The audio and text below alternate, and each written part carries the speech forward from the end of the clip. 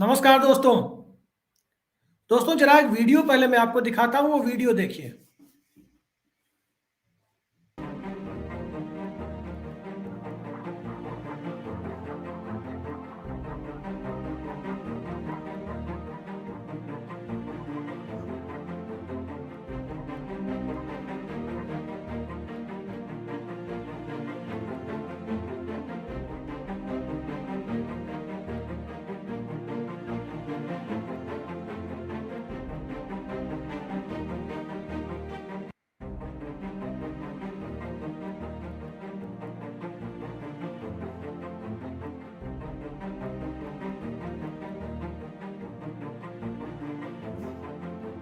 इस वीडियो में आप देख रहे हैं कि जेसीबी मशीन के द्वारा एक घर को गिराया जा रहा है, और वो घर है रीवा, मध्य प्रदेश के रीवा जिले के मऊगंज थाना क्षेत्र में पंकज त्रिपाठी नाम के एक आरोपी की, जिसने अपनी गर्लफ्रेंड को बुरी तरह पीटा। उसके बाद उसे उत्तर प्रदेश के मिर्जापुर से, जो सीमावर्ती जिला है, वहां से गिरफ्तार किया गया। लेकिन सवाल ये उठता है कि बचपन से हम लोग को जो पढ़ाया गया कि डेमोक्रेटिक सिस्टम में, लोकतांत्रिक व्यवस्था में, व्यवस्था के 3 अंग होते हैं: कार्यपालिका, विधायिका और न्यायपालिका। तो क्या आज की तारीख में न्यायपालिका की जिम्मेदारी कार्यपालिका ने उठा ली है? और ये बात मैं इसलिए कह रहा हूं क्योंकि इस मामले में जो ये वीडियो आपने देखा, ये वीडियो ऑफिस ऑफ शिवराज यानी मध्य प्रदेश के मुख्यमंत्री कार्यालय का जो आधिकारिक ट्विटर हैंडल है, उससे ट्वीट किया गया और कहा गया कि जो आरोपी है उसका घर गिरा दिया गया। अब सवाल ये उठता है कि घटना या इस जो भी जघन्य काम किया, अपनी गर्लफ्रेंड को पीटने का काम किया, वो पंकज त्रिपाठी नाम के आरोपी ने कथित तौर पर किया। लेकिन उसके चक्कर में उसके घर वालों को इतनी बड़ी सजा क्यों दी जाए? और यदि उसका घर, जिसमें उसके माता पिता, भाई बहन, चाचा चाची, हो सकता है बहुत सारे लोग रहते हो सकता है संयुक्त परिवार का घर हो, तो ये कौन सी न्याय व्यवस्था है? ये कौन सा सिस्टम है? कौन सी ये सरकारी न्याय व्यवस्था है जिसमें मुख्यमंत्री कार्यालय के आदेश पर डीएम एसपी न्याय करते चल रहे हैं? ये हो क्या रहा है दरअसल? और चूंकि 3 स्तंभों की बात मैंने की, एक स्तंभ मीडिया को भी कहा जाता है, लिहाजा मीडिया वाले स्तंभ की भूमिका निभाते हुए हम इस मामले को आपके सामने ला रहे हैं कि क्या भारत में इसी प्रकार का बुलडोजर न्याय होना चाहिए, और क्या इस प्रकार के न्याय के लिए इस देश में अब जो मौजूदा न्याय प्रणाली है, जो न्याय जिसके तहत सुप्रीम कोर्ट, हाई कोर्ट और डिस्ट्रिक्ट कोर्ट्स हैं, लोअर कोर्ट्स हैं, क्या उस न्याय प्रणाली की जरूरत अब समाप्त हो गई है? ये एक बड़ा सवाल है। बड़ा सवाल इसलिए भी उठता है कि क्या सत्ता पक्ष या सत्ता में बैठे हुए लोगों की जो हीरोगिरी है, उस हीरोगिरी को जनता के बीच में क्या आत्मसात कर लिया गया है? क्या एक नए तरह के पॉलिटिकल सिस्टम, जिसमें न्यायपालिका का काम भी सरकार ही करेगी, कार्यपालिका और विधायिका का काम भी सरकार ही करेगी? विधायिका का जिक्र मैं इसलिए कर रहा हूं क्योंकि संसद और विधानसभाओं की हालत आप देख रहे हैं। किसी भी राज्य में या देश की संसद को 120 दिनों तक चलते हुए जो संविधान की मूल भावना थी, उसके अनुरूप 100 या 120 दिनों तक चलते हुए आप नहीं देख पा रहे हैं। तो ऐसी स्थिति में सत्ता का आधिकारिक केंद्रीकरण, अधिक से अधिक सेंट्रलाइजेशन ऑफ पावर, क्या मौजूदा व्यवस्था को और ज्यादा सुदृढ़ कर रहा है या व्यवस्था को कमजोर कर रहा है? आज हम इसी मुद्दे पर चर्चा करेंगे, और इस चर्चा के लिए हमारे साथ मौजूद हैं जाने माने पत्रकार, मध्य प्रदेश से हमारे साथ जुड़े हैं प्रकाश हिंदुस्तानी साहब, हमारे साथ जुड़े हैं वरिष्ठ पत्रकार और एक बेहद चर्चित यूट्यूब प्लेटफॉर्म चलाने वाले आनंद वर्धन जी, और हमारे साथ थोड़ी देर में जुड़ रहे हैं वरिष्ठ पत्रकार और राजनीतिक विश्लेषक अशोक वानखेड़े जी। इन प्रकाश जी, मैं सबसे पहले आपके पास आ रहा हूं। ये जो पूरी घटना हुई है मध्य प्रदेश में, ये घटना दरअसल है क्या? और इस घटना के बाद ये बुलडोजर चलाकर घर गिराने की नौबत और उसको ऑफिस ऑफ शिवराज से ट्वीट करने की नौबत क्यों आई है? अभिषेक जी, पूरा वाकया यह है कि एक नौजवान को किसी युवती से प्रेम था। युवती उस प्रेम में उसने आग्रह किया, बार बार आग्रह किया कि मुझसे शादी कर लो। तो उस नौजवान ने उस युवती की बड़ी ही बेरहमी से पिटाई की और उसे अधमरा करके, वो समझा होगा कि शायद मर चुकी है युवती, वो फरार हो गया। इसके बाद उस युवती के परिजनों ने पुलिस थाने में रिपोर्ट लिखाई, तो इसी सरकार ने, इसी मामा की पुलिस ने बड़ी ही कमजोर धारा में वो मामला दर्ज किया। लेकिन जब ये वीडियो वायरल हुआ, ये वीडियो वायरल करने वाला भी वो अपराधी का भाई था, कथित आरोपी का भाई था, जिसने ये वीडियो रिकॉर्ड किया और शेयर किया सब जगह कि देखिए किस तरह उसने गुंडागर्दी मचाई, क्योंकि लड़की दबाव डाल रही थी कि मुझसे शादी कर लो, प्यार मोहब्बत की कोई बात थी, और इसी बात पर बड़ी भारी पिटाई हुई। सवाल ये कि शिवराज सिंह चौहान ने जब मामला बहुत उछला, तब उस क्षेत्र की थाना प्रभारी, वो भी दुर्भाग्य से या संयोग से एक महिला ही थी, उसे सस्पेंड किया, और उसके बाद ये उसका मकान तोड़ा आरोपी का, और ये ट्वीट किया कि अब हमने हमारे राज में, उनका आशय है कि हमारे राज में मामा के होते कोई भांजी, किसी भांजी के साथ अन्याय नहीं होगा, वगैरह वगैरह। तो ये लगता है कि इस देश में कानून, हमारे संविधान के जो 3 प्रमुख स्तंभ हैं, चौथा स्तंभ मीडिया स्वयंभू है ही, लेकिन जो तीन जो स्तंभ हैं, हमारे प्रदेश में अब 2 ही स्तंभ बचे हैं। एक है सरकार, और दूसरा है सरकार की पार्टी, जिस पार्टी की सरकार है वो। यानी अब बाकी सारे खंभों का, बाकी सारी व्यवस्था की कोई जरूरत इस देश में नहीं बची, हमारे राज्य में तो नहीं है। खरगोन में जहां दंगा हुआ था पिछले दिनों, वहां भी यही हुआ। बहुत से लोगों के मकान तोड़े गए। हमारे मध्य प्रदेश में रह रहकर बहुत सारे कांड होते रहते हैं, और उन सारे कांडों में जिन लोगों पर कार्रवाई होती है, वो बहुत त्वरित कार्रवाई होती है। कोई सीआरपीसी हमारे प्रदेश में लागू नहीं होती, कोई नोटिस देने की जरूरत नहीं होती।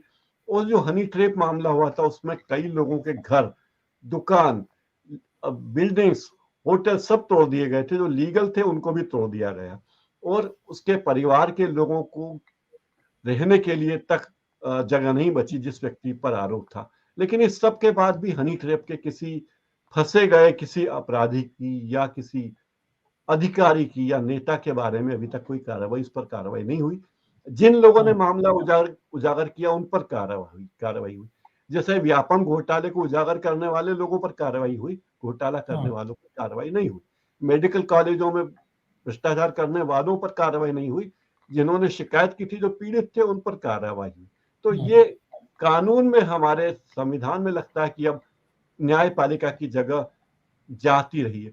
आपको एक घटना की, हमारे सीजीआई रमन्ना साहब ने अदालतों के कामकाज को लेकर टिप्पणी की थी, और उन्होंने कहा था कि तत्काल न्याय की जगह वास्तविक न्याय पर फोकस किया जाना चाहिए, क्योंकि हमारे देश का जो सामाजिक आर्थिक ढांचा है, उसमें हम सामाजिक और आर्थिक ढांचों की अवहेलना नहीं करते।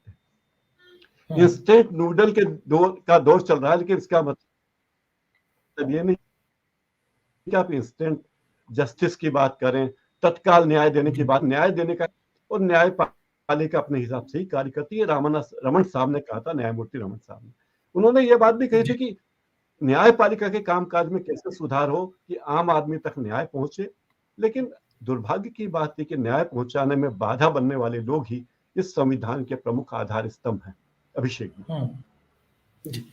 अशोक वानखेड़े जी, मध्य प्रदेश में आपने भी पत्रकारिता करी है, लेकिन क्या इस प्रकार का जो दौर, जो जहां तक मुझे याद आता है कि त्वरित न्याय और शासन व्यवस्था के द्वारा, पुलिस प्रशासन के द्वारा सत्ता के इशारे पर किया गया त्वरित न्याय, इसकी शुरुआत मुझे लगता है कि होती है हैदराबाद की उस रेप की घटना से, उस जघन्य घटना से, जिसके बाद कथित आरोपियों को घटनास्थल पर ले जाकर के मार दिया गया, जनाक्रोश को ठंडा करने के नाम पर मार दिया गया। फिर खरगोन की घटना का जिक्र किया प्रकाश जी ने।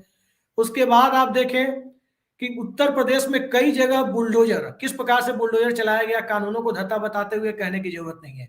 और अब उस आरोपी का, जो अपनी गर्लफ्रेंड की पिटाई कर रहा था, बेरहमी से पीट रहा था, उसको क्रिमिनल जस्टिस सिस्टम के तहत जुडिशरी के सामने न्याय दिलाने की बजाय सत्ता पक्ष उसके घर को तोड़ दे रहा है, सत्ता पक्ष के इशारे पर तोड़ा जा रहा है, तभी मुख्यमंत्री कार्यालय से ट्वीट भी हो रहा है, अन्यथा नहीं होता।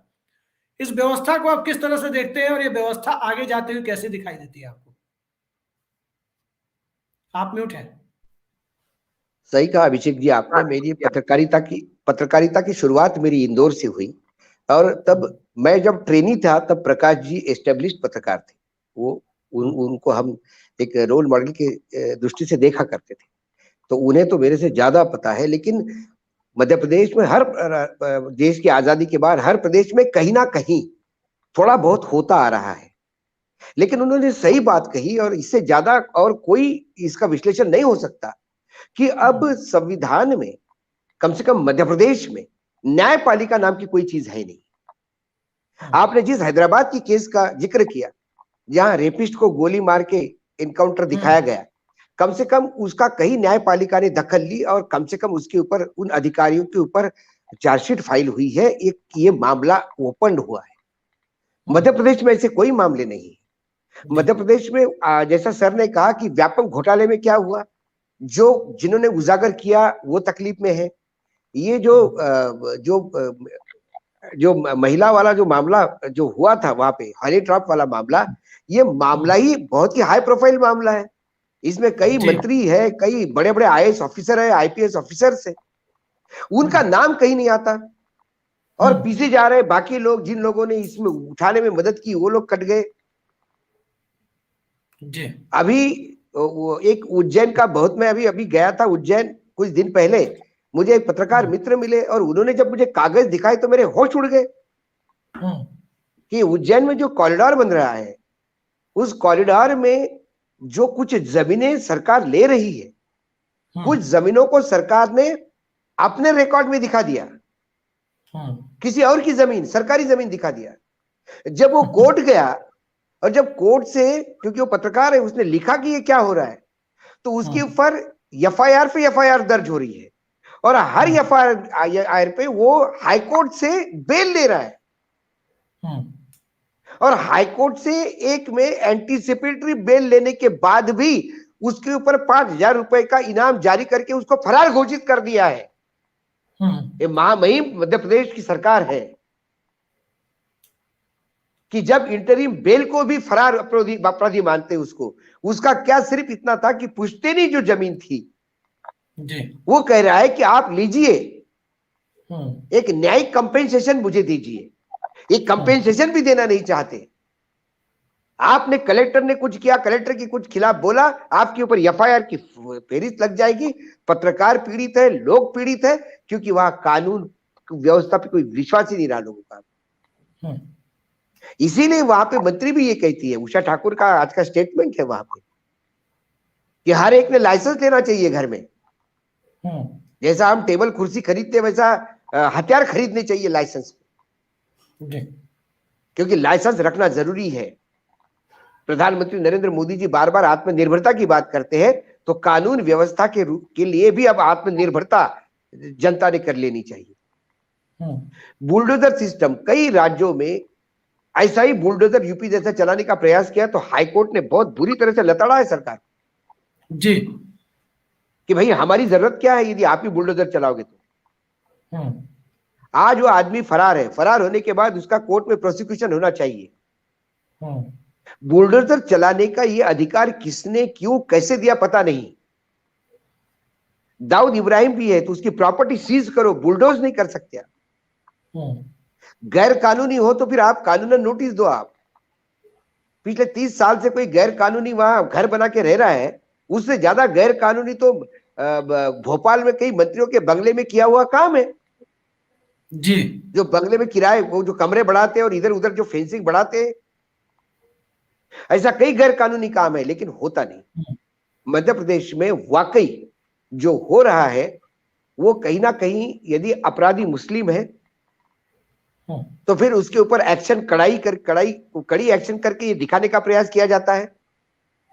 इसके ऊपर एक्शन हुआ है और वो एक्शन दिखा के कहीं ना कहीं हिंदू मुसलमान का पोलराइजेशन करने का प्रयास है। क्योंकि आज उषा ठाकुर एक कैबिनेट मंत्री है, उसका भोपाल में ये कहना कि लाइसेंस लेना अनिवार्य है, सबको लाइसेंस लीजिए और शस्त्र रखना चाहिए, हर एक को जरूरी है आत्मरक्षा के लिए। इसका मतलब मंत्री स्वयं मानती है कि प्रदेश में अब लॉ एंड ऑर्डर खत्म हो गया है। तो कानून कहां है? मामा तो खुश करने में लगे हैं। एक योगी जी को बुलडोजर मैन क्या बन गया, सब योगी जी बनना चाहते हैं जी। ऐसा कोई प्रोविजन नहीं है कानून में कि कोई आदमी फरार होने पर उसका घर बुलडोज किया जाए, उसकी प्रॉपर्टी बुलडोज किया जाए। आप उसको सीज कर सकते हैं। कल ईडी भी यही करेगा। अब अपने पास खबरें आती, ईडी ने 60 करोड़ की प्रॉपर्टी अटैच की। आप प्रॉपर्टी अटैच करते हो, बुलडोज तो नहीं करते हो। नहीं। विजय माल्या का गोवा का बंगला अटैच किया है, बुलडोज तो नहीं किया। नहीं, सुशील मोदी, जो मोदी जो हो गए अपने, सुशील मोदी बोलते हो, जो मोदी भाग गए हैं, ऐसे आप मत इतने भगाइए सारे, सुशील मोदी को, नहीं नहीं वैसे नहीं ही नहीं, बीजेपी नहीं, वाले नहीं, उनको भगा चुके हैं। वैसे ही सुशील मोदी का भी वो मोदी हो गया बेचारे, वहां से वो अभी दिल्ली में अपना वो काट रहे हैं, वनवास काट रहे हैं। तो कहने का मतलब है कि आप बुलडोज कर ही नहीं सकते हो कि इस किस कानून के कह रहे हैं, और सर्वोच्च न्यायालय भी क्यों चुप है, इस पर मुझे समझ में नहीं आता। जी आप एक, हाँ इलीगल है, आप नोटिस दीजिए, उसका भी प्रारूप है, आप जाके बुलडोज नहीं कर सकते एकाएक, आप उसको पहले नोटिस देते हैं, नोटिस देने के बाद उसको एक समय देते हैं, समय देने के बाद आप उसके ऊपर कार्यवाही करते हैं। हाँ सपोज कल लड़की ने और लड़के ने कॉम्प्रोमाइज करके शादी कर ली, हाँ ऐसे कई उदाहरण हमने देखे हैं जी कि लड़की ने बलात्कार का आरोप लगाया, लड़का अंदर हो गया, बाद में जब कोर्ट तक मामला जाता है तो लड़की कहती कि घर वालों के दबाव में बोल दिया। हाँ ऐसे कई प्रकरण आते हैं सामने। हाँ तो एक बेनिफिट ऑफ डाउट हमेशा होता है। हम क्यों न्यायपालिका के पास जाते हैं? क्योंकि कार्यपालिका का देखने का दृष्टिकोण एक अलग हो सकता है। जी न्यायाधीश जो है वो दोनों तरफ से बातें सुनता है, हाँ दोनों तरफ से दलीलें सुनता है, दोनों तरफ से कागज देखता है, सारे एविडेंसेस चेक करता है, और उसके बाद न्यायदान करता है। जी तो ये पूरी प्रक्रिया ही आपने काट दी बीच में से, एक शॉर्टकट ले लिया। जैसा आप 250 रुपए का टिकट काटो तो जल्दी पूजा हो जाती है, तात्काल टिकट मिलता है रेलवे का आपको, वो तात्काल वो भी है, पासपोर्ट में भी एक सिस्टम है, ज्यादा पैसे दो तो जल्दी आ जाता है। आपकी और शिव आवाज जी में के क्या मंदिर खराब में, हो रही है अशोक खेड़े जी कहीं से? शिव जी के जी मंदिर में यदि आप अभी उज्जैन में चले जाओ तो ज्यादा पैसे देने पे, वो एक्स्ट्रा टिकट कटवाने पे आपको जल्दी दर्शन हो जाते हैं। तो जी जल्दी न्याय चाहिए आपको, तो बुलडोजर वाला न्याय है, जिसमें न्यायपालिका को बाईपास करके सीधा एक्शन होता है कि जी आपने गुनाह किया, हमने तय किया, आपको सजा दी, काम खत्म। जी बिल्कुल सही कह रहे हैं आप कि जल्दी न्याय और त्वरित न्याय की एक नई परिभाषा गढ़ दी गई है। आनंद वर्धन जी, ये कौन सा बुलडोजर जस्टिस उत्तर प्रदेश से शुरू हुआ है जहां सीआरपीसी, आईपीसी, सीपीसी सबकी अहमियत खत्म होती जा रही है, और इन सब से बढ़कर डेमोक्रेटिक ईथोज की अहमियत खत्म होती जा रही है? क्या लग रहा है आपको इस न्याय व्यवस्था पर? सुप्रीम कोर्ट जिस पर जुडिशियल एक्टिविज्म का आरोप एक दौर में लगता रहा है, आज भी सुप्रीम कोर्ट और केंद्रीय कानून मंत्री के बीच में एक वाक युद्ध सा छिड़ा हुआ दिख रहा है कुछ दिनों से। लेकिन इस मुद्दे पर क्या आपको लगता है कि न्यायपालिका की तरफ से कोई गाइडलाइंस आ सकती है आने वाले समय में, खासकर इस बुलडोजर जस्टिस के खिलाफ? मैं अभिषेक जी, क्योंकि प्रकाश जी ने और अशोक जी ने सारी बातें वहां की कह दी है, मैं इस चर्चा को थोड़ा आगे बढ़ा दूं, क्योंकि उसी को रिपीट नहीं करूंगा, जो आप वो तथ्य हैं उसमें कुछ कहने की नहीं है। दो चीजें सिर्फ ऐड कर दूं। सुन के ताज्जुब हुआ कि त्रिपाठी जी के घर पे बुलडोजर चल गया, क्योंकि हमारे यहाँ तो त्रिपाठी जी के घर पे बुलडोजर नहीं चलता। हमारे यहाँ तो अहमद साहब के यहाँ, खां साहब के यहाँ, इन सब के यहाँ बुलडोजर चलता। तो उत्तर प्रदेश से थोड़ा भिन्न है वहां मामला। दूसरा, मुझे मध्य प्रदेश के बारे में एक और चीज लगता है, तो प्रकाश जी भी उसमें करेंगे। ये शायद चीफ मिनिस्टर और वहां के मंत्रियों में होड़ लगी रहती है कि कौन कितना कानून से या संविधान से इतर होके बात करेगा। 2 दिन पहले, याद सिर्फ दिलाने के लिए कह रहा हूँ, नरोत्तम मिश्रा जी वहां के बड़े मंत्री हैं, अटल जी के कुछ रिश्तेदार भी बोले जाते हैं, उन्होंने डिसीजन दे दिया कि बेशरम रंग की वजह से पठान यहाँ रिलीज नहीं होगी। अरे भाई, आप कौन हो? आप तो मंत्री पद पे बैठे हुए हो। अगर ये कोई गली का लफंगा इस तरह की बातें करे तो समझ में आता है, लेकिन एक मंत्री जिसने संविधान की शपथ ली है, अगर वो ये बात कर रहा है तो मेरे ख्याल से वो तो संविधान का उल्लंघन कर रहा है। भाई, आपको कोई दिक्कत है आप तैयार करिए, आपको कोई दिक्कत है आप सेंसर बोर्ड को लिखिए। आप ये न्याय कैसे दे सकते हैं प्रेस कॉन्फ्रेंस में कि ये पिक्चर यहाँ रिलीज नहीं हो? आप कौन है? मैं ये बात इसलिए कह रहा हूं कि जैसे अशोक जी ने उज्जैन कॉरिडोर की बात कही, अरे भाई, राम मंदिर में सुबह से शाम तक इतने कागज निकाल दिए गए, जो इधर से उधर जो पैसे का हेरा फेरी हुई। आपने कहीं सुना कुछ? राम मंदिर के उसको जो कागज बेचे गए, जो वहां पे बना हुआ है उसमें।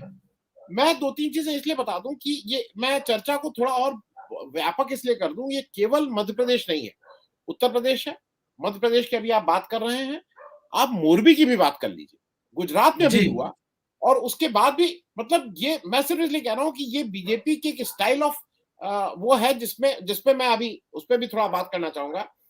इस देश में ये याद रखिएगा इस देश में कसाब पे भी मुकदमा चलता है, जिसने जी कई कई प्रत्यक्षदर्शियों के सामने इस देश के लोगों की हत्या की, पुलिस कर्मियों की हत्या की, लेकिन इस देश का जो कानून है, जो इस देश का संविधान है, वो उसको भी वो हक देता है कि वो उसके ऊपर मुकदमा चलेगा, न्यायपालिका तय करेगी कि उसका दोष था कि नहीं था।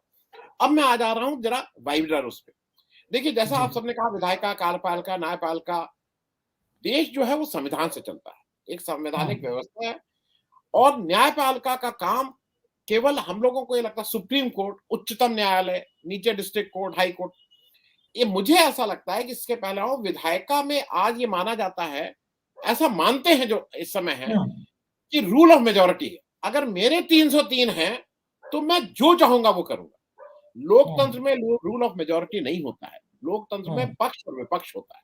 लोकतंत्र में विपक्ष की भी उतनी अहमियत है जितनी पक्ष की अहमियत है। विपक्ष की एक व्यवस्था है। न्यायपालिका का काम केवल सर्वोच्च न्यायालय में नीचे के से में किए हुए न्याय को देखना ही नहीं है।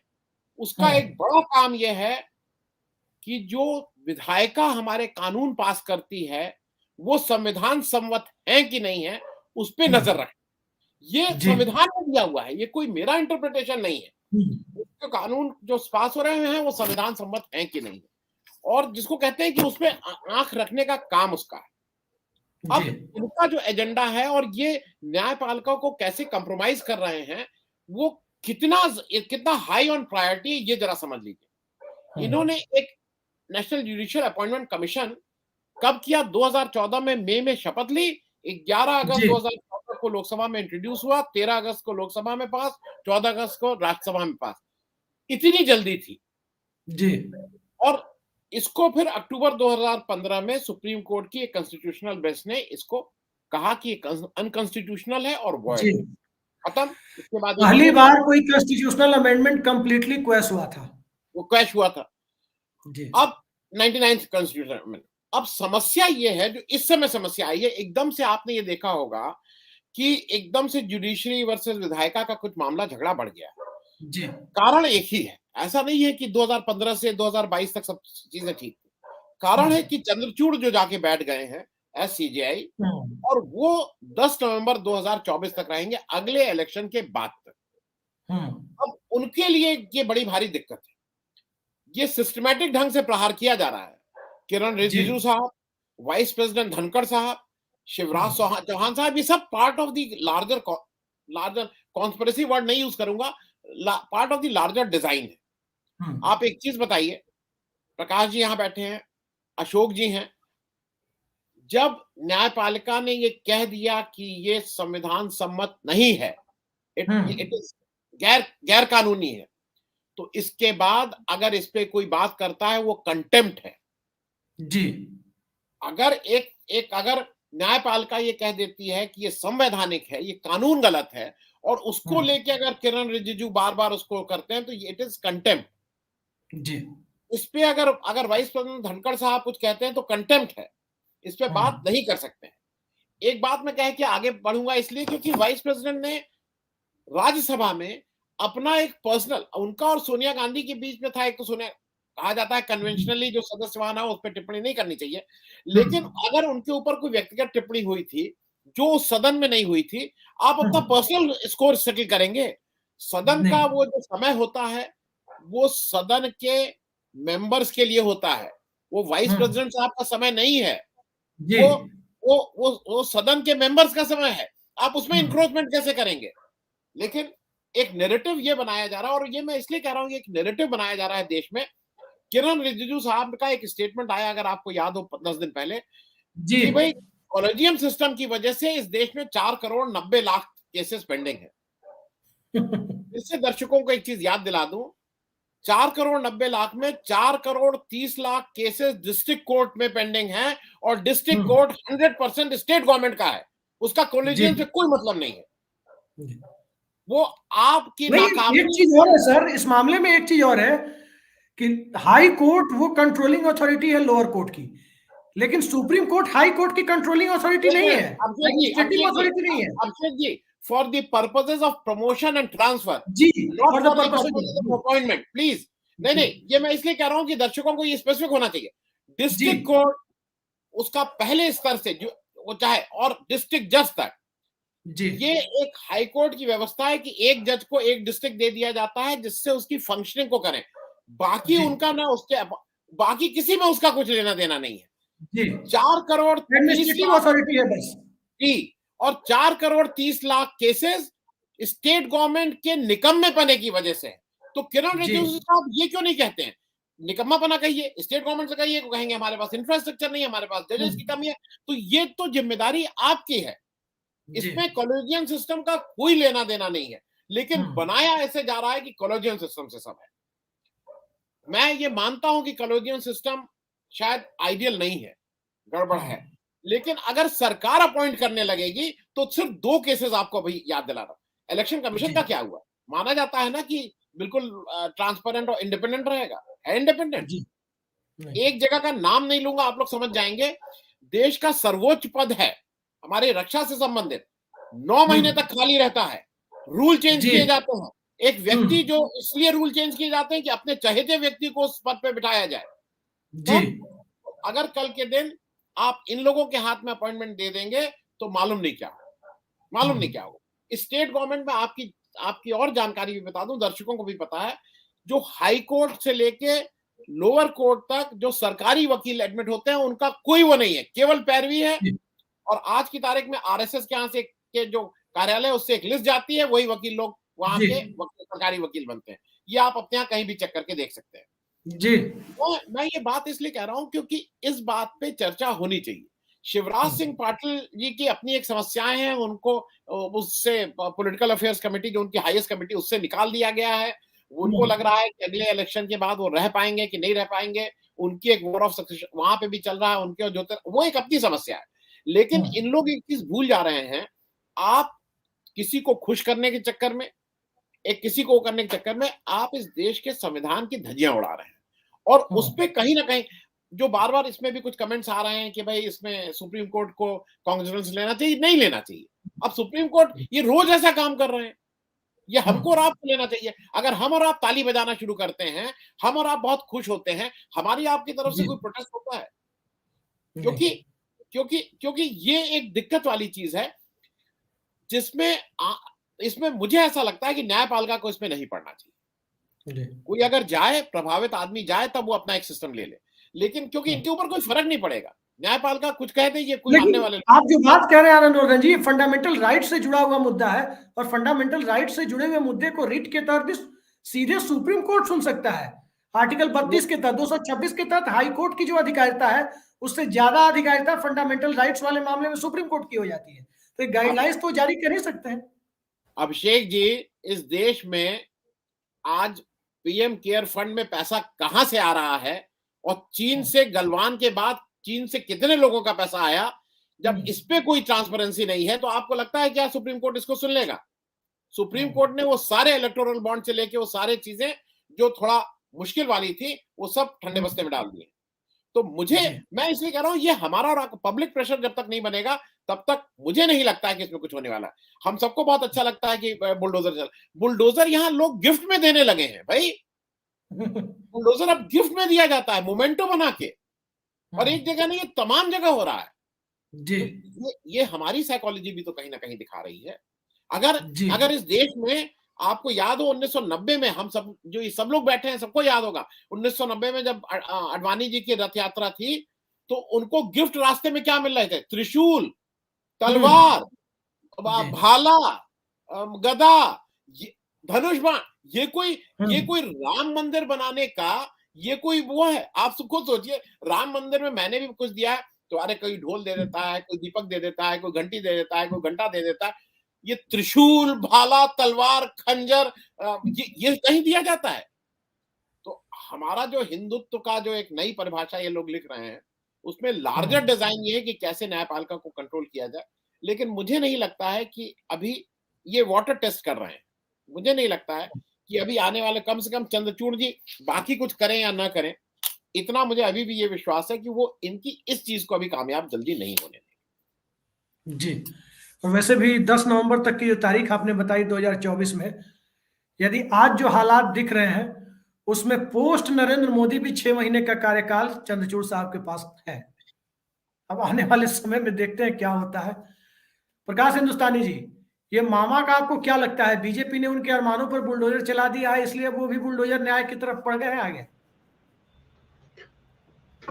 अभिषेक जी, ऐसा लगता है कि मामा जी को वरदहस्त प्राप्त हो गया है दिल्ली का, इसीलिए उनकी आवाज वापस तेज हो गई है। बीच में जरा मामला डावाडोल हो रहा था जब सिंधिया जी आए थे और लग रहा था कि कभी कितने दिन के मेहमान हैं, लेकिन जैसे ये लगने लगा कि मामा जी की नौकरी पक्की हो गई, कम से कम कुछ महीनों के लिए तो मामा जी की नौकरी पक्की है, क्योंकि अभी मतलब अनिवासी भारतीय सम्मेलन हो रहा है, इन्वेस्टर समिट हो रहा है, बहुत सारे कार्यक्रम हो रहे हैं। दूसरी बात यह है कि मामा जी की तुलना में बीजेपी के पास अभी कोई ऐसा नेता नहीं है जो जिसे वो खड़ा कर सके। लेकिन शिवराज सिंह चौहान ने बिल्कुल उत्तर प्रदेश के मुख्यमंत्री की कॉपी करने की कोशिश की है और लोगों में ये भरोसा दिलाया है उन्होंने कि मैं तत्काल न्याय कर दूंगा और इस देश में लोग कानून से या कानून के कोर्ट में जा जाकर इतने परेशान हैं कि उन्हें लगता है तत्काल न्याय होना चाहिए, सही हो या गलत हो। लेकिन ये न्याय संगत तो नहीं है। और जैसा कि अभी आनंद वर्धन जी ने कहा कि जो न्याय हाई कोर्ट की और सुप्रीम कोर्ट की व्यवस्था है उसमें तो बहुत ही दयनीय स्थिति है। अभी 406 पद, ये पुराना आंकड़ा है पिछले 3 महीने पहले का, कि 406 पद हाई कोर्ट में न्यायमूर्तियों के खाली पड़े हैं, जो कि करीब करीब 45% होते हैं। हमारी सरकार को इसमें रुचि नहीं किस तरह खाली पद भरे जाएं, कॉलेजियम हो ना हो, जो भी बात हो, कोई भी किसी भी तरीके से विवाद बनाया जाए, न्यायपालिका को बाधित किया जाए और खुद न्यायाधीश बनने की कोशिश की जाए। अब इंदौर की बात कीजिए, अब देश में जो हो रहा है हमारे प्रदेश में, मध्य प्रदेश में, उसमें कानून की, अब एक इंदौर में एक सड़क मनीषपुरी कॉलोनी में सड़क चौड़ी करनी थी, उसी कॉलोनी में रहते हैं हमारे वर्तमान सांसद शंकर लालवानी, उसी कॉलोनी में रहती है पूर्व सांसद और स्पीकर सुमित्रा महाजन। लेकिन एक ऐसे व्यक्ति का मकान तोड़ दिया गया जो तोड़ना जरूरी नहीं था। दो आदेश उसके पास सुप्रीम प्रकाश कोर्ट जी, मैं माफी चाहूंगा, मैं इंटरप्ट कर रहा हूं। एक घटना मुझे याद आ रही है, अशोक वानखेड़े जी को, आनंद वर्धन जी को भी याद होगी। महाराष्ट्र में मुंबई में एक फ्लाईओवर बनना था। लता मंगेशकर ने विलासराव देशमुख के सामने आपत्ति रखी कि इस फ्लाईओवर से जो धूल उड़ेगी मेरा गला खराब हो सकता है, मेरे प्रोफेशनल करियर को इससे, सोचिए 80 साल से ऊपर की लता मंगेशकर की आपत्ति थी और सरकार ने कंसीडर किया, फ्लाईओवर के रूट को डाइवर्ट करने का फैसला हुआ। मध्य प्रदेश में क्या इस तरह की मानवीयता आपको कहीं दिखाई नहीं देती, खासकर सत्ता पक्ष की तरफ से? मैं वही उदाहरण दे रहा हूं अभिषेक जी की मानवीयता ये कि सुप्रीम कोर्ट के आदेश की अवहेलना करके एक व्यक्ति का मकान तोड़ दिया गया, 51 पेड़ काट दिए गए और सड़क बना दी गई। और अभी ये जो इन्वेस्टर समिट इंदौर में हो रही है, अप्रवासी भारतीय सम्मेलन हो रहा है, उसके लिए जो अरबों रुपए खर्च किए जा रहे हैं, उसकी कहानी ये है कि सरकारी खर्च तो है ही, अफसर किसी भी उद्योगपति को, किसी बिल्डर को बुला के कह देते हैं कि ये खर्च करना है, इस सड़क पे ये काम होना है, इस बिल्डिंग को इतना सजाना है, डिजाइन हमने फाइनल कर दी, आपका काम है कि सजावट करें और इंदौर को आकर्षक बनाएं। अब और इसका पैसा आपको देना है, और वो पैसा छोटा मोटा पैसा नहीं है, लाखों रुपए है, कहीं कहीं तो करोड़ तक की बात जाती। तो ये सब अवैध रूप से वसूली का तरीका है कि आपको ये करना है और करना है तो करना ही है, क्योंकि उद्योगपति या व्यवसायी समाज ऐसा है, वर्ग ऐसा है जिसे सरकार बुरी तरह दबाती है। लेकिन इसका एक राजनीतिक फायदा उठाने की कोशिश शिवराज सिंह चौहान कर रहे हैं। वो ये भरोसा दिलाना चाहते कि देखिए मैं कितना न्यायप्रिय व्यक्ति हूं और मेरे रहते कोई भी बहन या भांजी किसी भी महिला के साथ अन्याय नहीं हो पाएगा, मैं तत्काल न्याय करता हूं। जैसे कि योगी जी ने 2000 करोड़ से ज्यादा की संपत्ति को बुलडोजर से हटा दिया, नष्ट कर दिया। तो मैं न्यायप्रिय व्यक्ति हूं और मेरे रहते मेरी बहनें, मेरी भांजियां कभी परेशान नहीं होंगी। हालांकि सरकार और व्यवस्था से वो कितनी परेशान है, रोजगार की क्या व्यवस्था है, आंगनवाड़ी कार्यकर्ता कितनी परेशान है, लड़कियों के साथ कितने अपराध हो रहे हैं, इस पर कोई बात नहीं है। लेकिन इस तरह एक नैरेटिव सेट करने की कोशिश की जा रही कि देखिए मैं कितना न्यायप्रिय व्यक्ति हूं और मेरे रहते हमारे प्रदेश की बहनें कितनी सुरक्षित है। एक व्यक्ति ने ये काम किया, हमने उसका घर तोड़ दिया, हमने, और एक बहाना बनाया जाता है हमेशा, स्थानीय ग्राम पंचायत या नगर निगम या नगर पालिका से उसका नक्शा निकलवाया जाता है और कहा जाता है कि इसने गलत तरीके से मकान बना लिया। खरगोन में जितने भी मकान तोड़े गए सब गलत नक्शे से तोड़े गए, जितने भी मकान तोड़े गए गलत नक्शे के कारण तोड़े गए हैं, सरकारी जमीन पर मकान बनाने के कारण तोड़े गए हैं। कोई भी मकान ऐसा नहीं जो अपराधी होने के नाते तोड़ा गया। इस बारे में सरकार का बयान है कि हमने अवैध मकान तोड़ा है, हमने अपराधी का मकान नहीं तोड़ा है। लेकिन जब ये बात आती है तो चित भी मेरी, पट भी मेरी। अपराधी की परिभाषा भी सरकार ही तय कर रही है जी, अपराधी की परिभाषा भी सरकार ही तय कर रही है कि अपराधी कौन है। अपराधी की भाषा तय कर रही, सरकार ये तय कर रही कि मकान अवैध है या वैध है, और हर मकान अवैध है। और अवैध मकान, भाई अगर मान लो किसी का मकान 1500 वर्ग फुट में है तो वो पूरा मकान ही तहस नहस कर देंगे, कहेंगे पूरा मकान अवैध है। जो अवैध हिस्सा है उसे तोड़ सकते हो आप, लेकिन वो भी नहीं। और आप जब्त कर सकते हो, सीआरपीसी की धारा के तहत काम कर सकते हो, नोटिस दे सकते हो, सरकारी संपत्ति जब्त कर सकते हो, लेकिन वो नहीं करना है। त्वरित न्याय का जो फैसला है, की जो धारणा है कि तत्काल, मतलब जो फिल्मी न्याय है, इंस्टेंट नूडल है, तो सरकार उत्तर देखिए मैं मुख्यमंत्री हूं, मैंने कह दिया इसका मकान तोड़ दिया, हमने उसको अवैध घोषित कर दिया। सर यह मकान अवैध बना था, नगर पालिका में ग्राम अवैध मकान है, तोड़ दिया, ये कहना है सरकार का। अभिषेक जी।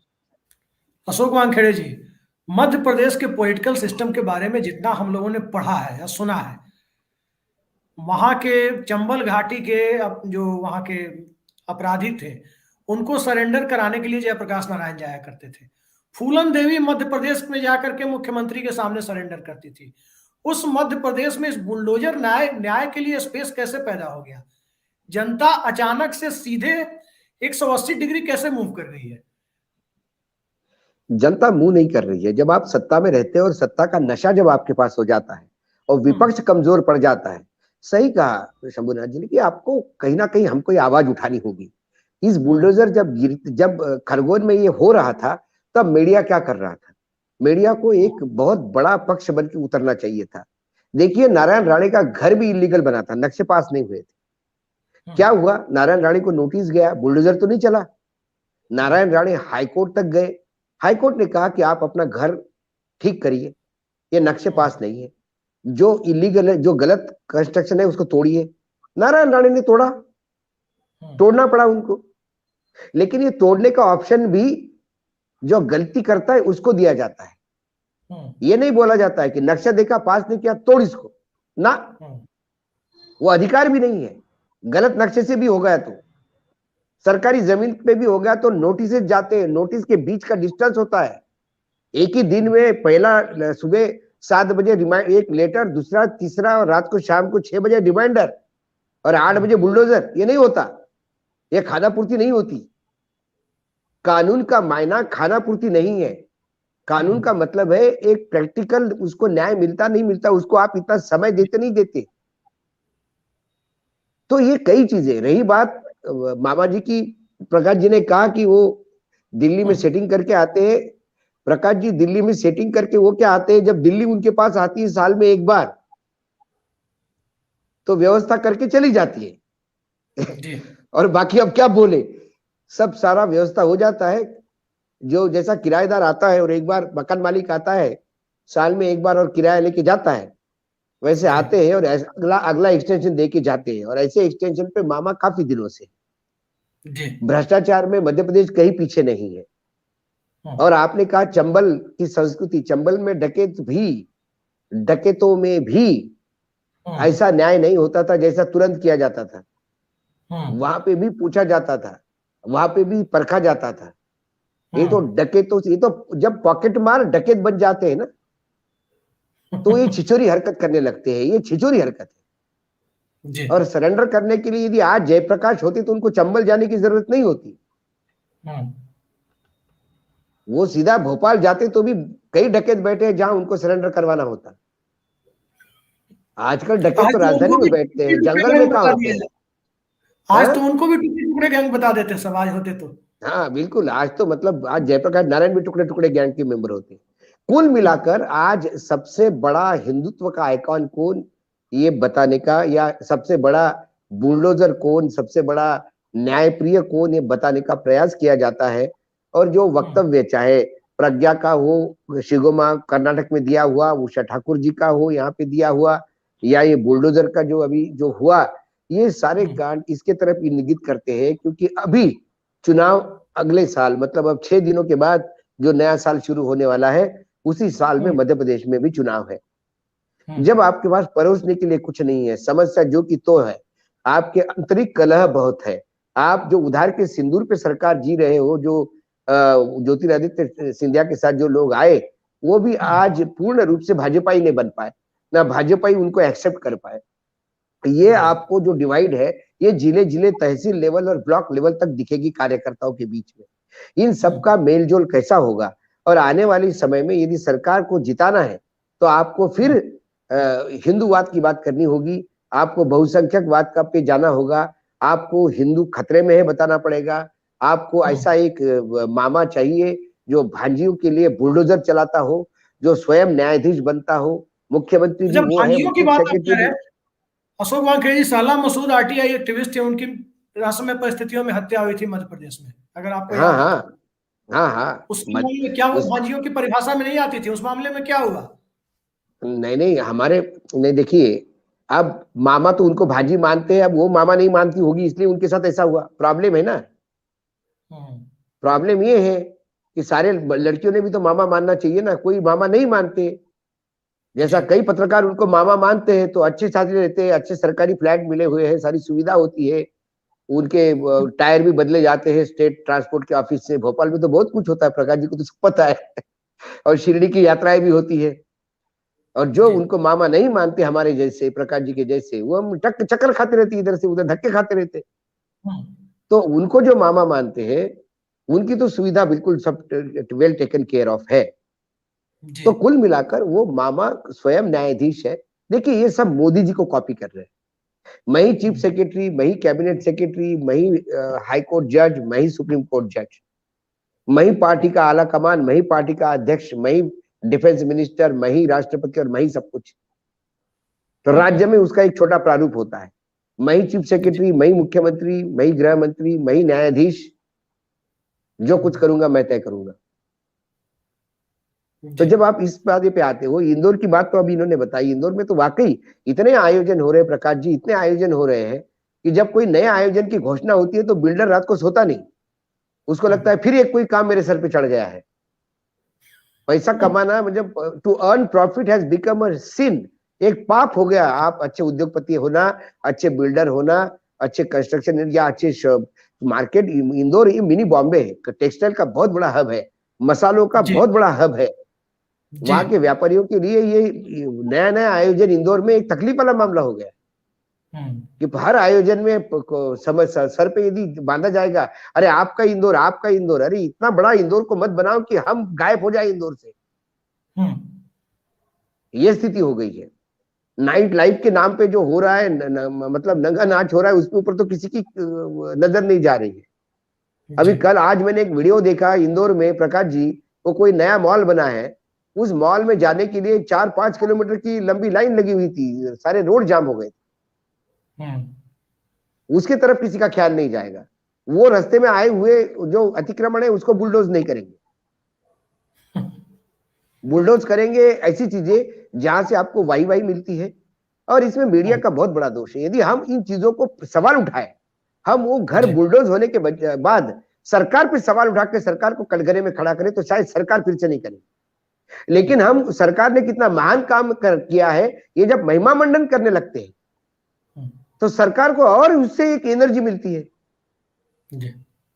और फिर आप जाके मुख्यमंत्री पे किताब लिखते हो, फिर मुख्यमंत्री के उसके ऊपर कसीदे पढ़ते हो, 2-4 जगह उनको आयोजन में बुलाते हो चीफ गेस्ट करके, वो भी पत्रकार का नाम बुला के कंधे पे हाथ रख लेता है, उसको लगता है कि मैं महामहिम हो गया, कलेक्टर एसपी से 2-4 इधर उधर काम कर लिए, काम हो गया। जी, इस प्रोग्राम के खत्म होने के बाद आप कमेंट बॉक्स को देखिएगा तो आपको पता चलेगा कि उसके बाद कुछ लोग ऐसे भी कमेंट करने आएंगे कि एक शिवराज सरकार अच्छा काम कर रही है, अपराधियों को बख्श नहीं रही है, ये लोग आ गए बिना मतलब का उनके ऊपर हम तो देखिए टुकड़े टुकड़े, देखिए मुझे लगता है प्रकाश जी और हमको ये मतलब शंभुनाथ जी को भी, तो हमको तो आदी हो गए। यदि ऐसा कमेंट एक आध दिन नहीं आता तो हमको लगता है कि कुछ गड़बड़ हो गई, कि लोगों ने ठीक से प्रोग्राम देखा नहीं शायद। ये तो होता है, सुबह सुबह से लेकर शाम तक एक दो बार चाइनीज नहीं घोषित हो जाए, एक दो बार पाकिस्तानी घोषित नहीं हो जाए, टुकड़े टुकड़े गैंग, जेएनयू एएनयू सारे, हम तो जेएनयू कभी गए नहीं जीवन में, लेकिन ये सारे आरोप लगे तो ठीक है। लेकिन हमारा कहना है कि हम ये नहीं कह रहे कि वो छोड़ देना चाहिए आरोपियों, बिल्कुल आरोपियों की सजा मिलनी चाहिए, लेकिन कानून सजा देने के लिए है। तो जिसका जो काम है वो करिए। पत्रकारिता का काम जो खबरें हैं वो जनता के सामने लाना है। हम किसी की सुपारी लेके जर्नलिज्म नहीं करते, इसको बर्बाद करने के लिए जर्नलिज्म ना। उसने गलत किया तो ठीक है, अच्छा किया तो ठीक है। तो सरकार ने भी करना चाहिए, आरोपी को पकड़ लिया, न्यायपालिका के हवाले कर दिया, उसके बाद उसका घर इलीगल था, एक नोटिस दे दिया, घर वाले जवाब देंगे उसको, वो कोर्ट जाएंगे, कोर्ट बोलेगी तोड़ दो, तोड़ देंगे। या दिल्ली में नोएडा में इतना बड़ा टावर टूटा है, ऐतिहासिक टावर टूटा, वो इतना बड़ा टावर, सुप्रीम कोर्ट ने बोला तोड़ो इसको, लेकिन बुलडोज तो नहीं चला ना। वहां बुलडोज चलाने की हिम्मत नहीं है योगी जी की, चलाते वहां बुलडोजर, बड़े बड़े बिल्डर, बड़े बड़े उद्योगपति, वहां हिम्मत नहीं होती आपकी। अशोक वानखेड़े जी, ह्यूमैनिटेरियन ग्राउंड पे आप ये बताइए कि वो घर हो सकता है कि कहीं ज्वाइंट फैमिली का रहा हो सकता है उसकी भाई बहन माता पिता, उनका क्या अपराध है? मैंने वही कहा घर के एक आदमी की वजह से बर्बाद कर दिया जाए। मैंने क्या कहा, जब चैनल में एक पत्रकार की शक्ल आपको पसंद नहीं आती तो आप उसको नौकरी से निकलवा देते हो। बुलडोजर सिस्टम के तहत तो चैनल का लाइसेंस खत्म कर देना चाहिए आपको जी, चैनल ही बंद जी। लेकिन फिर कहते हो कि नहीं नहीं, चैनल के मालिक तो हमारे मित्र है, ये पत्रकार गलत रख दिया था उन्होंने, उसको निकलवा दिया। तो वैसे हो सकता है कि वो घर में बाकी होगी, उसकी बहनें होगी, बहनों को मालूम नहीं भाई ने क्या गंदा काम किया। ये जरूरी है कि पूरा परिवार उसमें इन्वॉल्व हो? जी, बिल्कुल कतई जरूरी नहीं है। हम ऐसे कई नेताओं के लड़के देखे तो जो अभी हमारे उत्तर प्रदेश की बात कर लीजिए जी, टेनी महाराज का बेटा हत्या के आरोप में, जमानत नहीं मिल रही उसको, हत्या के आरोप में अंदर है। वहां टेनी महाराज के भाषण पे इलाहाबाद हाईकोर्ट का स्ट्रिक्चर है कि यदि पिता ऐसा भाषण नहीं देते तो बेटा शायद गाड़ी नहीं चलाता। फिर भी वो मंत्री है, उनके घर में बुलडोजर क्यों नहीं चलता? क्यों नहीं चला बुलडोजर? या आपका बुलडोजर भी सब्जेक्टिव चलता है? जरा रसूख वाला आदमी आता है तो बुलडोजर पीछे चल, फिर गाड़ी का पहिया ही नहीं घूमता,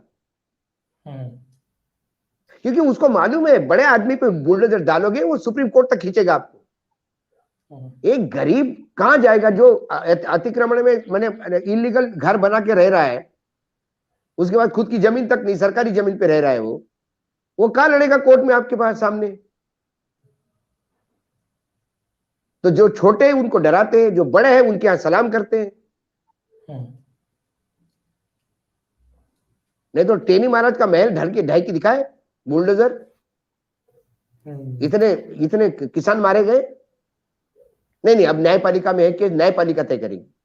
टेनी महाराज के बेटे का मामला न्यायपालिका तय करेगी, और इस आदमी के बेटे का मामला सरकार ने तय कर दिया जी, क्योंकि उसका बाप छोटा आदमी है। उसका बाप टेनी महाराज होता तो ये उसके लिए भी कोर्ट में जाते। डिफरेंस ये है, हमारी पीड़ा ये नहीं कि उस गुनहगार को सजा दी नहीं दी, सवाल ये नहीं है। सजा देने का एक फॉर्मेट है, एक न्यायपालिका है, उसका उल्लंघन आप कैसा कर सकते हैं?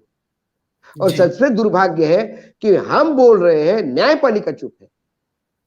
क्यों हाईकोर्ट ने उसको suo motu writ petition file नहीं की?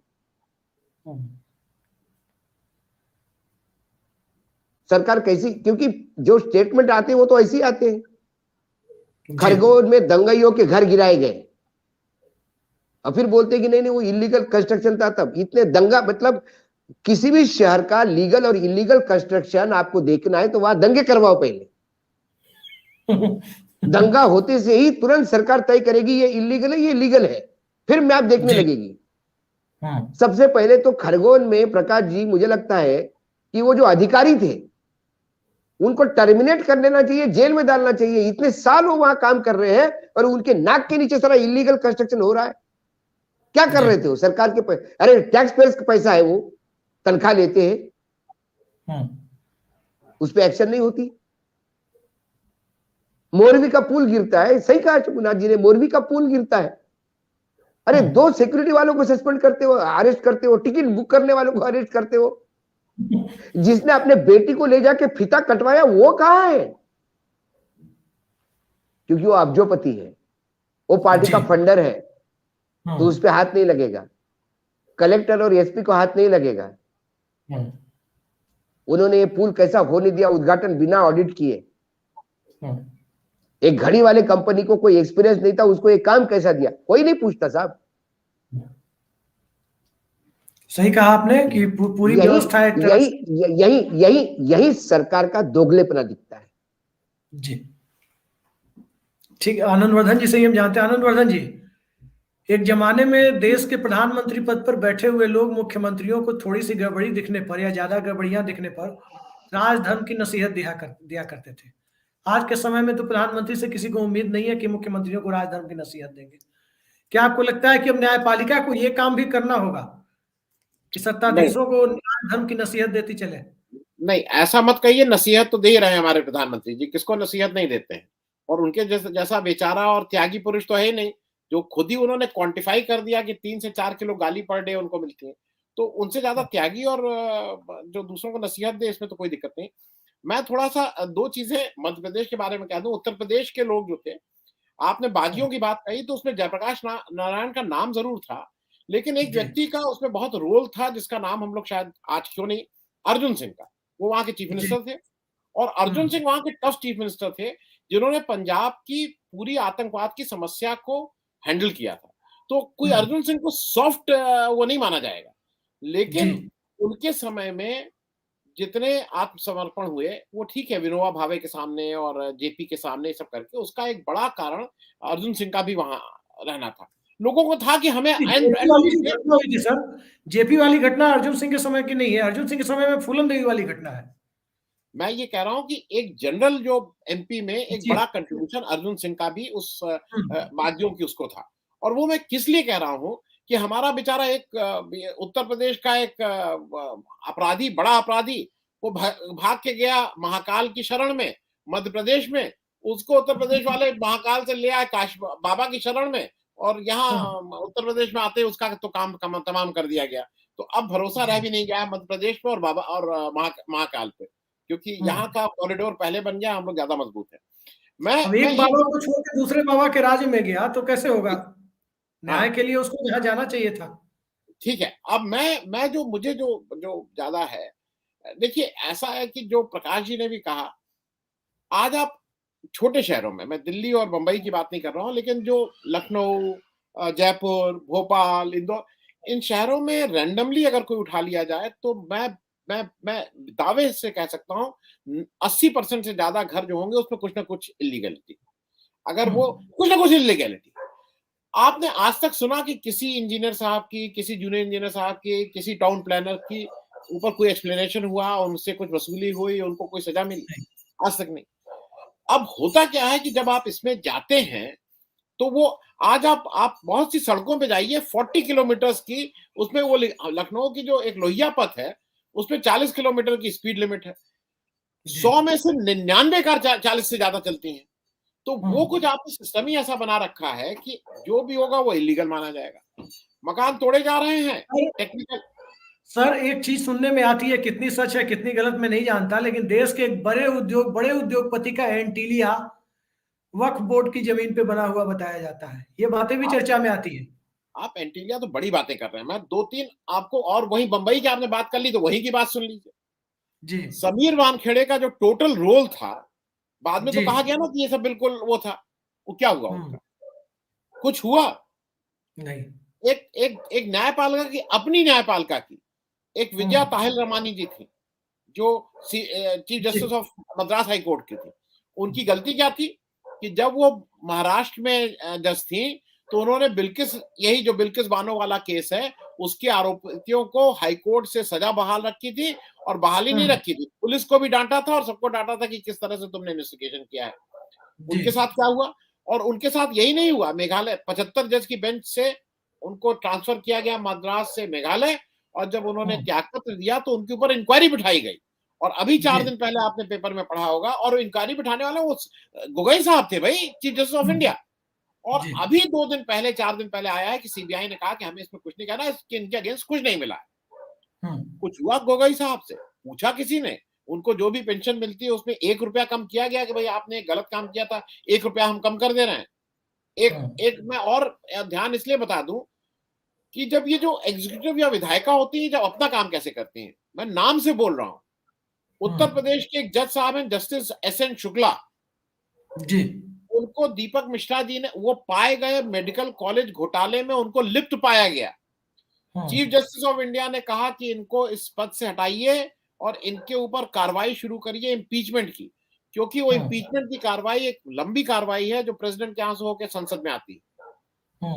उनको उत्तर प्रदेश में उनको बिना काम के 2 साल सैलरी दी गई, एक केस नहीं। मैं जिम्मेदारी के साथ ये बात कह रहा हूं। जस्टिस SN शुक्ला उत्तर प्रदेश में, वो अब वो हो सकता है 24 महीने की जगह 23 महीना हो, वो एक 2-3 महीने का ऊपर नीचे हो सकता है। 2 साल बैठे रहे।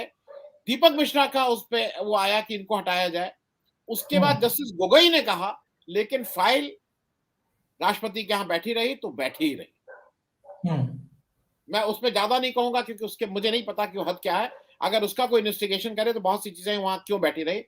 नहीं, इसमें एक चीज आप बताइए सर कि ये रीवा और सीधी का जो विंध्य का इलाका बताया जाता है, वो कहा जाता है कि मध्य प्रदेश की पॉलिटिक्स से और सोसाइटी से बहुत इन्फ्लुएंस नहीं होता। बहुत बहुत धन्यवाद अशोक वानखेड़े जी। बहुत इन्फ्लुएंस वो नहीं है, वो उत्तर प्रदेश से ज्यादा इन्फ्लुएंस है। ज्यादातर लोग इलाहाबाद यूनिवर्सिटी में पढ़ने जाते हैं, BHU जाते हैं, उनका नजदीकी शहर वही है, नाते रिश्तेदारी ज्यादातर उसी इलाके में है। बिहार के बक्सर वाला इलाका या मिर्जापुर वाला इलाका जो है उस इलाके में, तो उन इलाकों से ज्यादा इन्फ्लुएंस माना जाता है। कहीं ये वजह तो नहीं है कि उस इलाके में बुलडोजर न्याय देने की कोशिशें हुई है? नहीं, ये मुझे लगता है एक रोल मॉडल है। मतलब क्योंकि आज योगी जी ने एक टॉर्च बेरर है ना, उन्होंने ऐसा रास्ता दिखाया कि अब सब उसमें, सिर्फ ये पहले नहीं है, वहां पे असम में भी ये हुआ है। आपको अगर याद हो तो असम में भी ये काम हुआ है भाई। ये कई जगह ये काम किया गया है। बीजेपी की सरकारें जहां जहां ये काम, नहीं, मैं जिस बात को कह रहा था, मैं इसलिए इंपॉर्टेंट है ये बात जस्टिस SN शुक्ला की। 2 साल तक हाई कोर्ट के जज को आपने बिना काम के सैलरी दी और पूरी पेंशन का इस समय वो है, जिसके लिए चीफ जस्टिस ऑफ इंडिया ने कहा था इनको इम्पीच किया जाए। कुछ सुनने आप विधायिका की बात कर रहे हैं, आप कॉलेजियम सिस्टम को गाली दे रहे हैं। आपने क्या किया? आपके ऊपर केस नहीं होना चाहिए? क्यों नहीं आपने ये काम किया? 2 साल तक बिना एक फाइल नहीं मिली। मैं फिर कह रहा हूं, हाई कोर्ट में वो बैठे रहे, 2 साल बिठा के रखा गया इलाहाबाद हाई कोर्ट में, कोई काम नहीं दिया गया, पूरी सैलरी ड्रॉ की, रिटायर हो गए, आज पूरी पेंशन ड्रॉ कर रहे हैं। मैं कहना ये मैं बातें मैं इसलिए ये कहना चाह रहा हूं कि आज एक और चीज मैं कह दूं, और वो कह के मैं अंतिम बात कहूंगा जी। ये न्यायपालिका के ऊपर बहुत उठाया जा रहा है सवाल। आप ये बताइए, जिन टेनी मिश्रा जी की बात अभी वानखेड़े साहब कर रहे थे, उनके लड़के ने मारा नहीं था, उनके लड़के ने रौंद के मारा। उनके ऊपर आरोप है कि उसने रौंद के मारा है। और यही नहीं, टेनी जी के ऊपर खुद पिछले 5 साल हो गए, उनका सुरक्षित है फैसला, जिसमें उनको 302 या 307 का मुकदमा है, हाईकोर्ट में फैसला सुरक्षित है कई सालों। आप एक चीज और बताइए, ये जब सबको कहते हैं कि हम ट्रांसपेरेंट हैं, हम बहुत अच्छी सरकार दे रहे हैं, MLAs और MPs के ऊपर जो मुकदमे हैं वो 5 साल में क्यों नहीं? भाई आप चुन के आए, मैं मानता हूं कि चुनने तक आप चुन के आ जाए, आप एक समय सीमा है। MLA और MP के अलग फास्ट ट्रैक कोर्ट है, प्रकाश जी जानते हैं, हर स्टेट में है। आप उसमें एक समयबद्ध 6 महीने 1 साल के अंदर आप उनको क्यों नहीं उसको आप फाइनल कराते हैं? क्यों नहीं आप एक कानून लाते हैं इस तरह का? अगर आपको ये कानून क्यों नहीं लाते हैं कि 1 साल के अंदर वो खत्म होगा केस? और ये मैं इसलिए जिम्मेदारी से कह रहा हूं, 1 साल बाद अगर वो आरोपित हैं तो उनकी सदस्यता जाए, उनका सब कुछ चला जाए, और अगर आरोपित नहीं है तो वो सैलरी दे दीजिए पुरानी। लेकिन वो एक बैरियर तो होना ही चाहिए, खास करके क्रिमिनल केसेस का, और क्रिमिनल केसेस में भी जो हीनियस क्राइम्स। तो मुझे ऐसा लगता है कि ये कहीं ना कहीं पिक एंड चूज है। हर चीज को अगर चुनाव की नजर से देखेंगे, हर चीज, दिक्कत क्या हो गई है कि इस समय के राज में हर चीज जो है वो चुनाव में मेरा इसका क्या फायदा होगा, चुनाव में हम इसको कैसे यूज करेंगे, ये इवेंट मैनेजमेंट मेरा कैसा होगा, सिर्फ इसी में सब लोगों का पूरा ध्यान लगा हुआ है। और शायद यही एक बड़ी समस्या है जिसकी वजह से हम कोई ठोस कार्रवाई नहीं कर पा रहे। नहीं, एक चीज संक्षेप में आप बताइए कि ये पूरा मामला जो बुलडोजर जस्टिस वाला है अब पैन इंडिया फैलता जा रहा है। अब इस मामले में सर्वोच्च न्यायपालिका की तरफ से कोई स्ट्रक्चर आने की उम्मीद आपको लग रही है? मुझे नहीं लगता, मुझे नहीं लगता। मतलब जी। मैं ईमानदारी से कहूँ, मुझे नहीं लगता। मुझे इसलिए नहीं लगता है कि बहुत से ऐसे चीजें हुई। देखिए, वो भी अपना दामन बचा के चल रहे हैं, वो बहुत इंटरफियर नहीं कर रहे हैं। आपको याद है कि यहाँ पे उत्तर प्रदेश में कहा गया था, नेमिंग शेमिंग की बात हुई थी कि सबके नाम लिख दो, सबके नाम लिख दो जो आरोपित हैं, और उनके घर से जाके जी। कुर्की करके करो उनका नाम। कोर्ट ने कहा कि ये सब नहीं हो सकता है, लेकिन उसके बाद भी वो कार्रवाई रुकी नहीं। मैं इसलिए कह रहा हूँ कि मुझे नहीं उम्मीद है कि इसमें कोई इस तरह का कोई कानून आएगा। कानून आएगा भी तो हम उसको कहीं दूसरे ढंग से उसको वो कर लेंगे। नहीं, तो अर्नब गोस्वामी को गिरफ्तारी से की संभावना से बचाने के लिए तो सीधे सीधे बेल पिटीशन की सुनवाई होती है सर्वोच्च न्यायपालिका में। जी जी, अच्छी बात है कि हुई, मैं नहीं कहता कि वो गलत है, अच्छी बात है कि वो हुई थी कि एक पत्रकार को क्यों बिना मतलब का तंग किया जाए। लेकिन अब इस मामले में एक आम आदमी जो अर्नब गोस्वामी नहीं है, उसका परिवार वाला, वो जो पंकज त्रिपाठी जिसके ऊपर वो गर्लफ्रेंड को मारने का आरोप है, उनके घर वालों के लिए क्या जुडिशियल सिस्टम ऐसा कुछ नहीं कर सकता? सवाल ये है।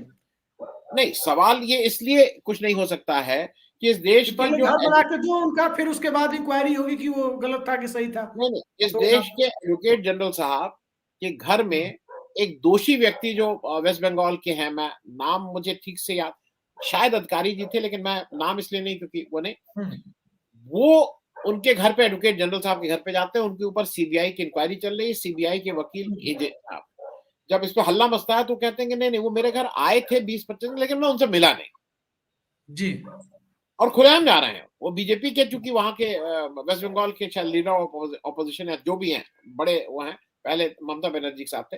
मेरा कहना है कि जब जब कुएं में ही भांग मिली हुई है तो आप कैसे उम्मीद करेंगे? आप सुप्रीम कोर्ट, आपको अंदाज है कि कोई आप तो दिल्ली हैं, आप बताइए, हम और आप सुप्रीम कोर्ट जा सकते हैं? बिल्कुल ईमानदारी से बताइएगा अभिषेक, हम और आप सुप्रीम कोर्ट जा सकते हैं? नहीं जा सकते, नहीं जा सकते। तो मैं जो ये कह रहा हूं कि ये एक बड़े आदमियों का खेल है। अभी ये बाबा रामदेव, इसका जरा सुन लीजिए। बाबा रामदेव क्या, रामदेव ने 2 पत्रकार हैं हमारी और आपकी बिरादरी के, जी। दुष्यंत रावत, अगर मैं नाम गलत नहीं हूं, और मालविया, गौतम मालविया या कोई, हेमंत मालविया मेरे ख्याल में, हेमंत मालविया और दुष्यंत रावत। उसने कार्टून बनाया, कार्टून बनाने में, और कोई ऐसा कार्टून नहीं था, उनका एक लीगल सेल है, वो रामदेव के लीगल सेल ने उनको नोटिस भेज दी। अब वो तो घूमना शुरू करेंगे ना। आपको अगर याद हो, अनिल अंबानी भी यही काम करते थे। अनिल अंबानी गुजरात से 100 करोड़ का मानहानि का दावा, 5 करोड़ के 5 करोड़ नहीं, 100 करोड़, 200 करोड़, 500 करोड़, इस तरह के मानहानि के दावे करते थे। आप भी जब आपने जहां पे भी नौकरी की हो, किसी भी पत्रकारिता के उसमें, तो आपका एडिटर कहेगा यार ये कौन सा तमाशा है, तुम मतलब 100 करोड़ का दावा, अब मैं एक वकील रखूं, तो वो आप ही को निकाल देगा। अनिल अंबानी की याद है ना, अनिल अंबानी की टैक्टिस थी, वही रामदेव की टैक्टिस है। रामदेव जो महिलाओं के प्रति क्या क्या कह के उनके निकल गया। देवेंद्र फडणवीस साहब की पत्नी वहां बैठी हुई थी और कुछ नहीं हुआ, किसी महिला आयोग ने उसको नोटिस नहीं दी, किसी ने संज्ञा। रामदेव की ये हिम्मत कैसे हो सकती है कि कुछ बिना कपड़ों के, बिना वस्त्रों के भी महिलाएं अच्छी लगती हैं? ये इन बाबाओं का गंदा दिमाग दिखाती है। और हम ये जो ज्यादातर बीजेपी जो नेता है वो जाके आगे नतमस्तक रहते हैं इस तरह के बाबाओं के आगे। तो अब सारी चीजें, अगर सारी चीजें केवल और केवल चुनाव से ही ड्रिवन है, तो वो थोड़ा मुश्किल है, क्योंकि चुनाव में अगर आप केवल उसी चश्मे से देख रहे हैं तो सुधारना बहुत आसान चीज नहीं है। जी, बिल्कुल आपने सही कहा कि बाबाओं की खास करके इतनी ज्यादा हैसियत बढ़ गई है कि कुछ भी बोल रहे हैं। लेकिन जिस राज्य में बाबाओं को कैबिनेट मंत्री का दर्जा सारे नियम परंपराओं को ताक पर रखकर दिया जाता हो, वहां बुलडोजर जस्टिस जैसा सिस्टम यदि दूसरे राज्य की देखा देखी अपनाया जाता है, तो आने वाले समय में बुलडोजर न्याय तो बहुत छोटी चीज है, इसके आगे भी कोई गैर कानूनी, गैर विधायी, गैर संवैधानिक तरीका अगर अपनाया जाता हुआ दिखाई दे तो किसी को आश्चर्य नहीं होना चाहिए। लेकिन आश्चर्य इस बात पर जरूर होता है कि इस प्रकार के सिस्टम को समाज के द्वारा, समाज के एक बड़े ठीक ठाक हिस्से के द्वारा खुशी के साथ स्वीकार किया जाता है कि चलो उसने किया तो उसका घर गिरा दिया गया। अरे उसके घर वालों पर क्या बीत रही है, ये सोचने की ये सोचने की मानसिक स्थिति इस देश के लोगों की इसलिए नहीं बन रही है, खासकर बहुतायत के तबके की, क्योंकि उन्हें हिंदू मुसलमान के एक ऐसे नैरेटिव में ढाला गया है जहां हर पक्ष का एक सांप्रदायिक स्वरूप सामने लाया जाता है, चाहे मुद्दा कोई भी हो, मुद्दा हिजाब का हो, मुद्दा बुलडोजर न्याय का हो, मुद्दा बलात्कार का हो, मुद्दा आर्थिक अपराध का हो, या किसी भी प्रकार की सामाजिक परिस्थितियों से जुड़ा हुआ मुद्दा हो। और मुद्दे के बीच से बुलडोजर न्याय यदि निकलता हुआ दिखाई देता है तो उस बुलडोजर न्याय के बीच कहीं ना कहीं ये धारणा अब भारत ही नहीं पूरी दुनिया में ये बलवती होती जा रही है कि दुनिया के सबसे बड़े लोकतंत्र यानी हिंदुस्तान में अब बुलडोजर न्याय एक तरह से लोगों के नागरिक बोध के ऊपर कहीं ना कहीं बुलडोजर चलाता हुआ दिख रहा है या कामयाब होता हुआ भी उसमें दिख रहा है। तो देखते हैं आने वाले समय में बुलडोजर जस्टिस सिस्टम भारत के क्रिमिनल जस्टिस सिस्टम की जो जगह लेता हुआ दिखाई दे रहा है, आने वाला समय और भारत का नागरिक समाज यदि बचा हुआ है तो उस परिस्थिति में मैं बात कर रहा हूं, उस कैविएट के साथ कह रहा हूं, यदि किस हद तक उसको स्वीकार कर पाता है ये देखे जाने वाली बात होगी। फिलहाल आज की इस बेहद सार्थक चर्चा में जुड़ने के लिए अशोक वानखेड़े जी, प्रकाश हिंदुस्तानी जी और आनंद वर्धन सिंह जी, आप सबका बहुत बहुत धन्यवाद। नमस्कार।